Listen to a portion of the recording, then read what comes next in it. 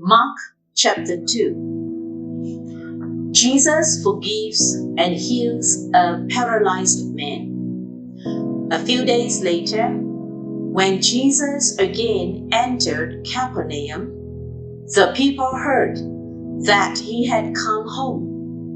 They gathered in such a large numbers that there was no room left, not even outside the door, and he preached the word to them. Some men came, bringing to him a paralyzed man, carried by 4 of them.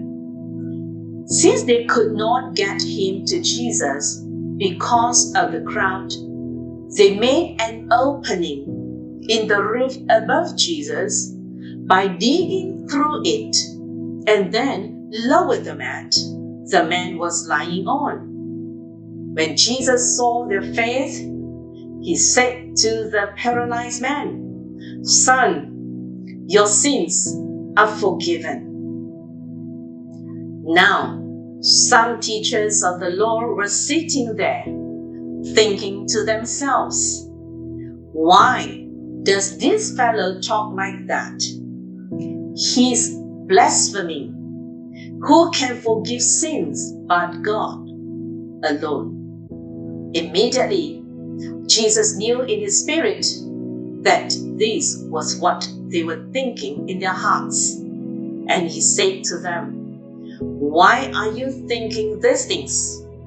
Which is easier to say to this paralyzed man, 'Your sins are forgiven,' or to say, 'Get out, take your mat and walk'?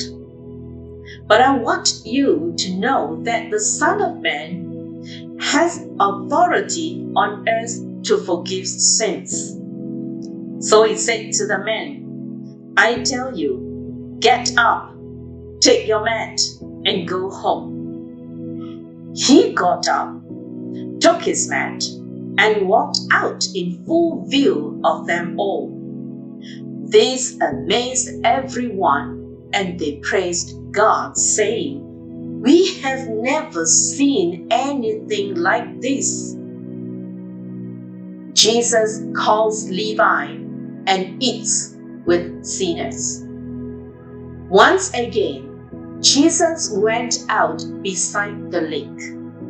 A large crowd came to him, and he began to teach them. As he walked along, he saw Levi, son of Alphaeus, sitting at the tax collector's booth. "Follow me," Jesus told him. And Levi got up and followed him.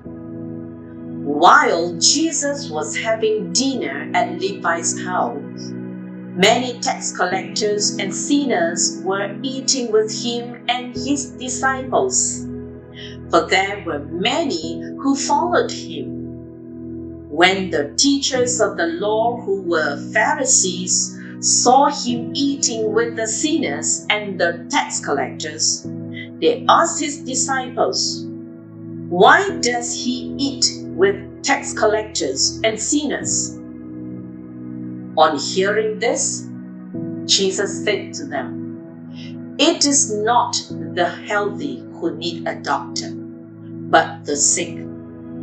I have not come to call the righteous, but sinners." Jesus questioned about fasting. Now John's disciples and the Pharisees were fasting. Some people came and asked Jesus, "How is it that John's disciples and the disciples of the Pharisees are fasting, but yours are not?" Jesus answered, "How can the guests of the bridegroom fast while he is with them? They cannot, so long as they have him with them. But the time will come when the bridegroom will be taken from them, and on that day they will fast. No one sews a patch of unstrung cloth on an old garment.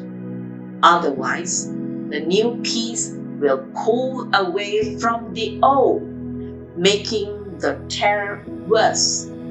And no one pours new wine into old wine skins.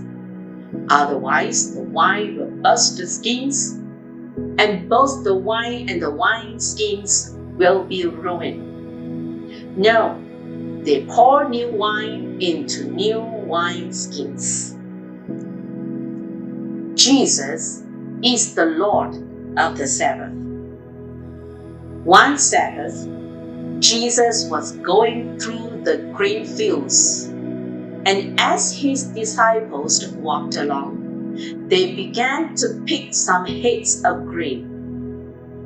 The Pharisees said to him, "Look, why are they doing what is unlawful on the Sabbath?" He answered, "Have you never read what David did when he and his companions were hungry and in need? In the days of Abiathar the high priest, he entered the house of God and ate the consecrated bread, which is lawful only for priests to eat. And he also gave some to his companions."